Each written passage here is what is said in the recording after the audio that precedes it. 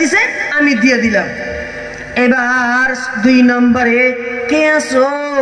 এই ব্যক্তিটাকে মনে হইতেছে এই ব্যক্তিটা কোনো কাপড় জামা নাই, শুধু লজ্জাস্থান ঢেকে আছে। কে আসো মদিনাতুল মুনাওয়ারার ভিতরে গো? কে আসো তোমরা? এই ব্যক্তিকে, এই বৃদ্ধ সাহাবীকে, বনি সালিমের এই বৃদ্ধকে কে আসো রে? একে একটা বস্ত্র দান করে দিবেন। কে আসন? বস্ত্র দান করবেন। এবার কেউ নাই।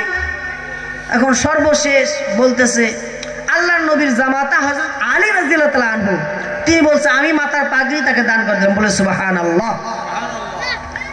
এবার বৃদ্ধর দিকে তাকায় দেখে বৃদ্ধর ক্ষুধার্ত ভাব। মানুষের যদি আমরা যারা ক্ষুধা লাগে, আমরা মানুষের মুখ দেখলে বুঝিবে না, মুখটা শুকনা শুকনা লাগে, কেমন যেন লাগে, হ্যাঁ পারি না এরকম।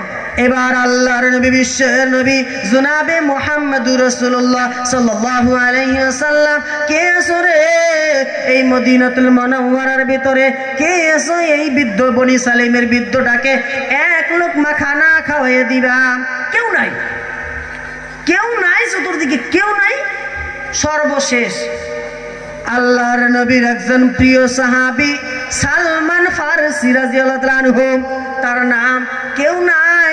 আল্লাহর নবীকে ডাক দিয়ে বলেন নবী গো, কেউ যদি না থাকে আমাকে দায়িত্ব দিয়ে দেন। আমাকে দায়িত্ব দিলে আমি তাকে ওই পুরা শহর মদিনাতুল মুনাওয়ারা শহরে সব বাড়িতে যাব আর বলবো একজন কে আছে রে? আমার বিশ্বের নবী জনাবে মুহাম্মদুর রাসূলুল্লাহ সাল্লাল্লাহু আলাইহি ওয়াসাল্লামের তেনার একজন মেহমান আছে, কে আছে? এক মুষ্ট খানা খাওয়াইয়ে দিবা।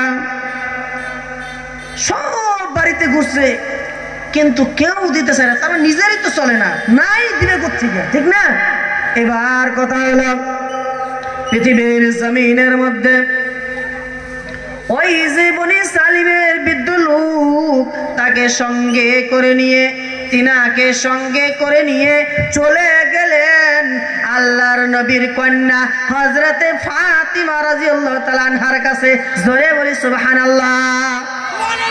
এবার ফাতিমাকে ডাক দিয়ে বলেন এ ফাতিমা গো, সালাম দিলেন, একবার সালাম দিলেন।